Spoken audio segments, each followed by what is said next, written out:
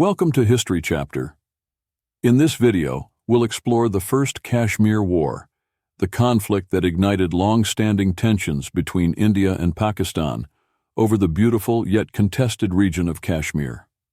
From the dramatic accession of Kashmir to India, through the intense battles across its rugged terrain, to the ceasefire that left the region divided, join us as we uncover the pivotal moments of this historic conflict. Stay tuned as we delve into the origins, the struggle, and the aftermath of a war that shaped the fate of Kashmir and its people. The inception of the First Kashmir War, triggered in late 1947, revolves around the complex political and territorial disputes that followed the partition of British India into the independent dominions of India and Pakistan. This event set the stage for a series of conflicts that would mar the relationship between the two countries for decades. At the heart of the initial conflict was the princely state of Jammu and Kashmir, whose fate became a contentious issue due to its unique demographic and geographical characteristics. Kashmir was, at the time, a princely state under British suzerainty, ruled by Maharaja Hari Singh, a Hindu monarch presiding over a predominantly Muslim population. The partition plan provided the princely states the option to accede to either India or Pakistan based on geographical contiguity and the religious composition of their populations. Kashmir's strategic location, nestled among China, India, and Pakistan, and its Muslim majority, made its accession a matter of significant geopolitical importance and a bone of contention between the newly formed nations.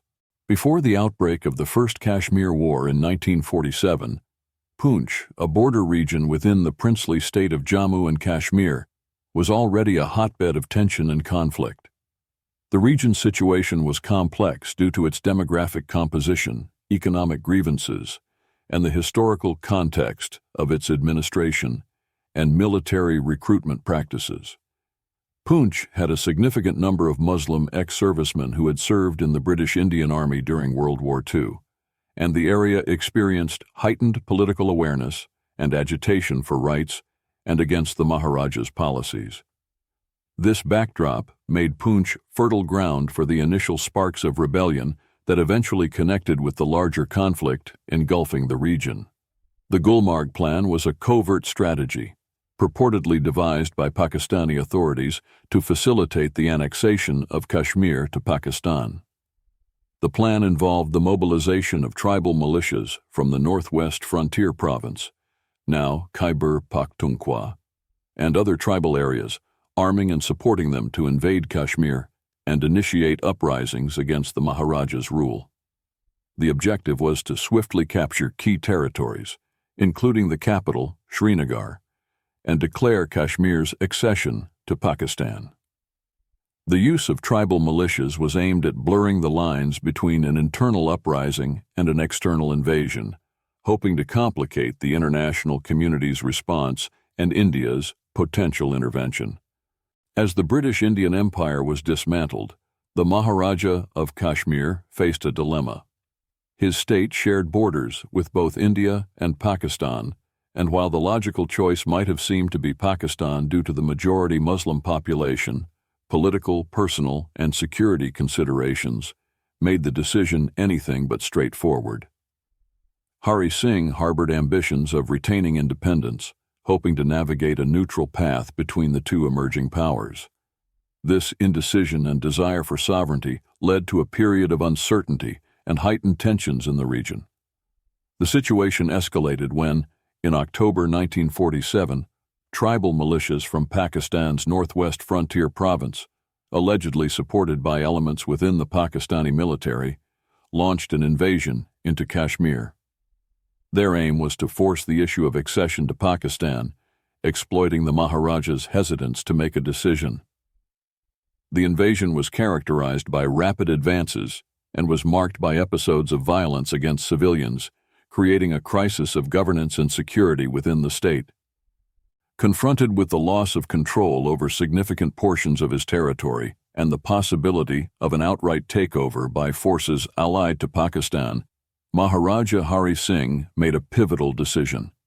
Seeking to preserve his rule and the territorial integrity of Kashmir, he opted to seek military assistance from India.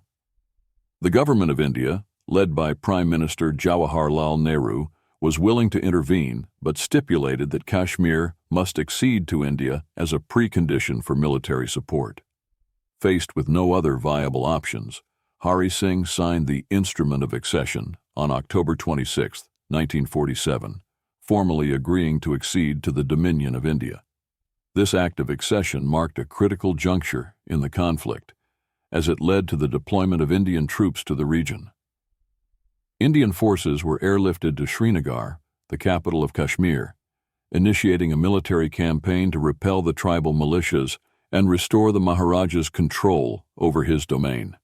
This intervention by India transformed what had been a localized insurrection into a full-blown international conflict, drawing in regular military forces and setting the stage for a prolonged and bitter dispute that would have lasting implications for South Asia. The decision to accede to India, while made under duress, was a moment of profound consequence for the people of Kashmir and the broader region. It laid the groundwork for the First Indo-Pakistani War, a conflict that would not only determine the immediate fate of Kashmir, but also sow the seeds of enduring rivalry and conflict between India and Pakistan.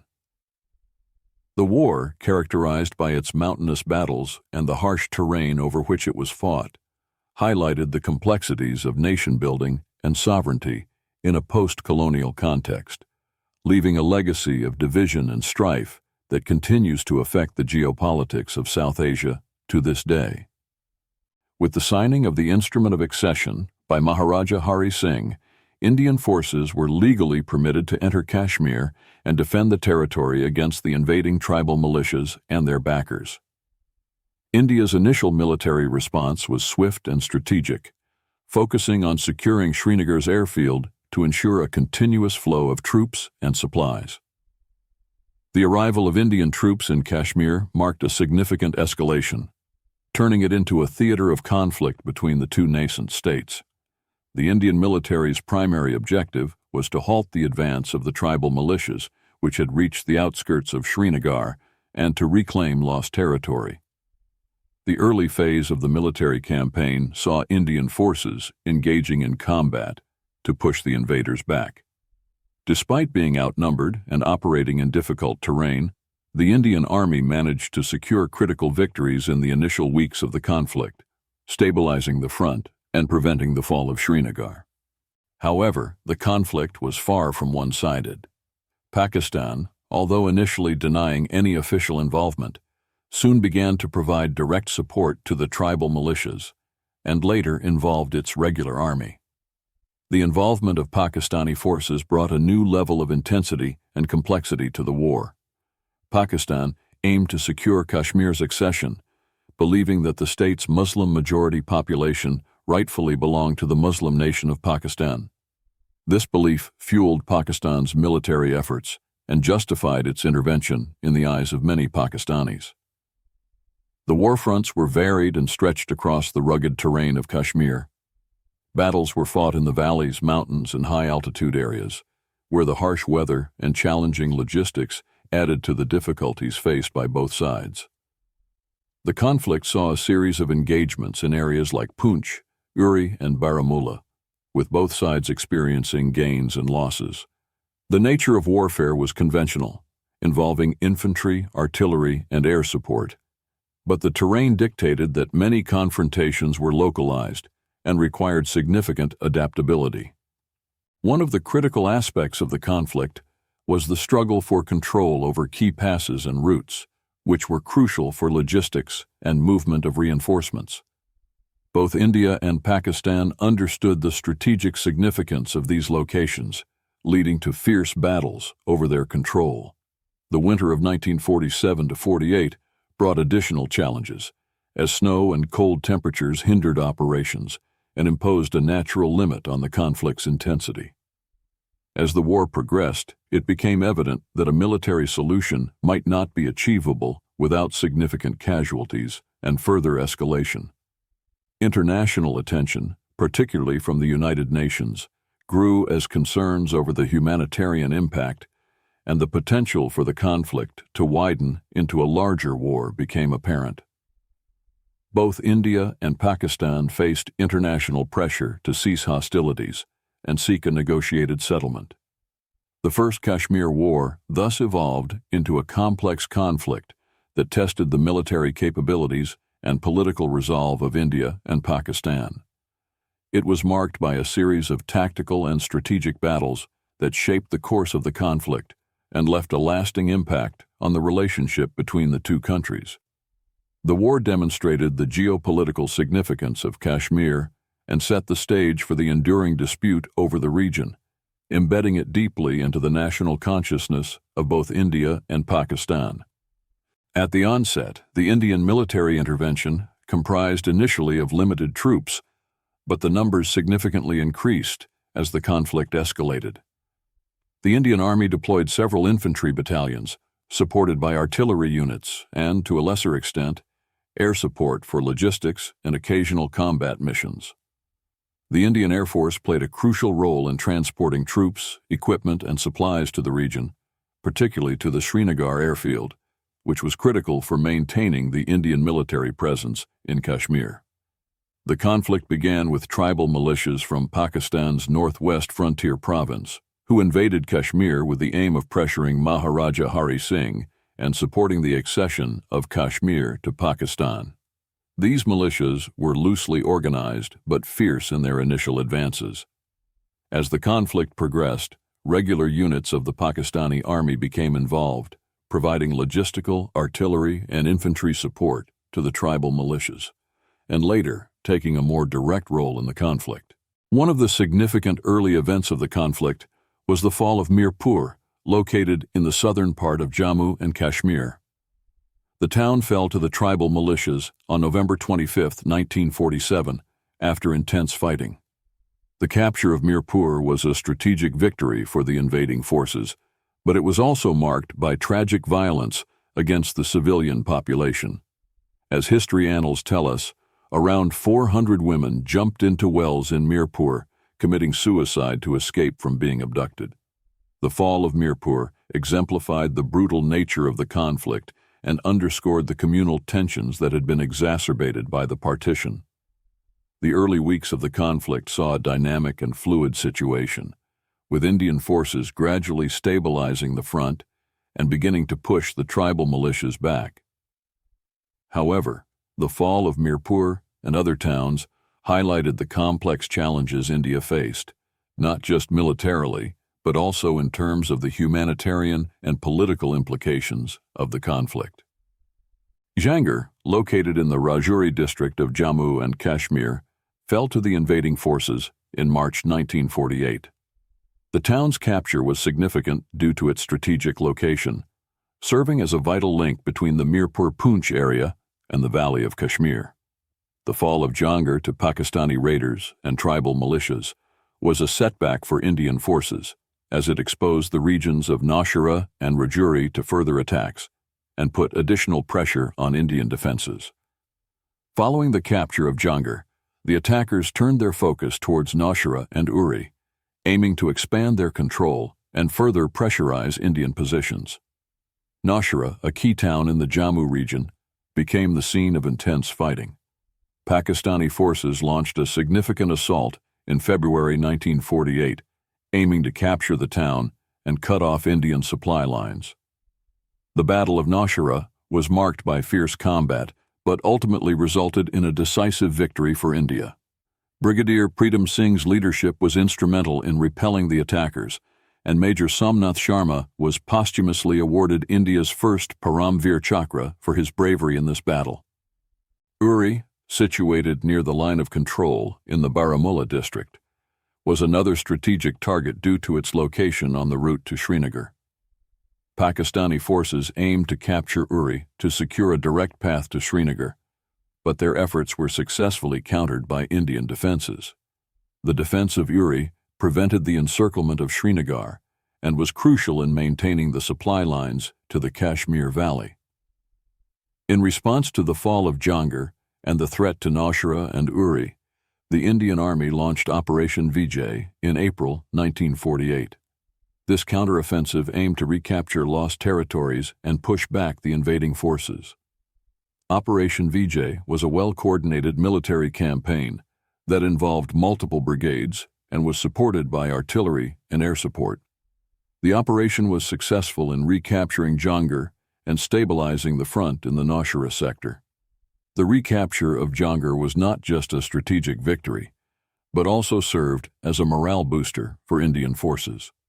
It demonstrated the Indian Army's capability to conduct coordinated operations in difficult terrain and under challenging circumstances. Operation Vijay was a turning point in the First Kashmir War, as it marked the beginning of a series of successful counteroffensives by India to reclaim territory and secure defensive positions. The operation underscored the importance of logistics, mobility, and the effective use of combined arms in mountain warfare. After taking over Jangir and successes in the first 1948 quarter of Operation Vijay, like recapturing Tithwale and Kardu, India didn't lay on their laurels and settled up new plans aiming to counteract the initial successes of the Pakistani forces and tribal militias. Among these, Operations Gulab, Irazi, and Bison were part of the broader Indian Spring Campaign, designed to reclaim territory, consolidate Indian positions, and apply pressure on Pakistani forces. These operations were characterized by strategic planning, adaptation to the challenging terrain of Kashmir, and the integration of various arms of the military to achieve their objectives. Operation Gulab was initiated to secure the area around Rajouri, a strategically significant town in the Jammu region that had witnessed significant conflict and was under threat from Pakistani forces. The operation aimed to clear the routes leading to Rajouri, ensuring safe passage for Indian troops and supplies, and to re-establish Indian control over the region. By securing Rajouri, the Indian Army aimed to prevent further incursions and stabilize the western front of the conflict. Operation Erase was focused on eliminating remaining pockets of resistance and securing areas that were critical for the safety of the main supply routes into the Kashmir Valley. The operation's objective was to ensure that the areas around vital roads and strategic locations were free from the threat of sabotage or ambush, which could isolate Indian forces operating deeper within the territory. Securing these areas was crucial for maintaining the flow of reinforcements, supplies, and for the overall success of India's military campaign in Kashmir. Moving on, the Operation Bison represented a significant escalation in the Indian military's efforts, involving a more substantial deployment of troops and heavier equipment, including armored vehicles, in the high-altitude terrain of Kashmir. This operation aimed to dislodge entrenched Pakistani positions in key sectors, demonstrating the Indian Army's capability to conduct complex operations in challenging conditions. Operation Bison was notable for its use of armor in mountain warfare, a relatively rare occurrence due to the difficult terrain and logistical challenges associated with operating heavy vehicles at high altitudes. The last in this war, called Inadin Operation, was a one under cryptonym Easy. The aim was to secure Upper Himalayas, disarm Islamist militias in mountains, and capture Zoji La Pass, which was eventually done by using tanks. Finally, the operation ended by capturing Dras and stop cause of lack of supplies and reinforcement. The end of the First Kashmir War came with the United Nations intervention. In January 1948, India took the issue of the Kashmir conflict to the UN Security Council, seeking a resolution to the hostilities and the future status of Kashmir. The UN's involvement led to a series of resolutions calling for a ceasefire, the withdrawal of both Pakistani and Indian troops, and the holding of a plebiscite to determine Kashmir's future. The war officially ended on January 1, 1949, with a UN-brokered ceasefire coming into effect. The ceasefire line, eventually known as the Line of Control, LOC, effectively divided Kashmir into two parts, one administered by Pakistan, referred to as Azad Kashmir, and later also including the northern areas, now known as Gilgit-Baltistan, and the other by India. This division left the Kashmir issue unresolved, but it halted active combat and established a framework for potential peaceful resolution through negotiation and democratic processes, which has remained elusive. India and Pakistan's relations were deeply affected, with Kashmir becoming a central point of contention that has led to multiple wars and numerous skirmishes over the years. The conflict set the tone for a rivalry that has been characterized by mutual distrust and competitive geopolitics. Both countries have since maintained significant military presences along the LOC, leading to an arms race and periodic escalations in tensions. The conflict has also influenced their military doctrines and strategies, especially concerning mountain warfare and nuclear deterrence. The division of Kashmir has had lasting political, social, and humanitarian consequences for the people living in the region. The promise of a plebiscite has remained unfulfilled, leading to political disenchantment and, in some cases, insurgencies against the respective administrations. The involvement of the United Nations in the ceasefire and the unresolved status of Kashmir have internationalized the dispute, making it a subject of global diplomatic and strategic interest. As our journey through the First Kashmir War comes to an end, we're left with a deeper understanding of the complexities and tragedies that have defined the Kashmir conflict. From the initial invasion that sparked a full-scale war, to the strategic battles fought over rugged terrains, and finally to the ceasefire that has left a region divided but ever hopeful for peace.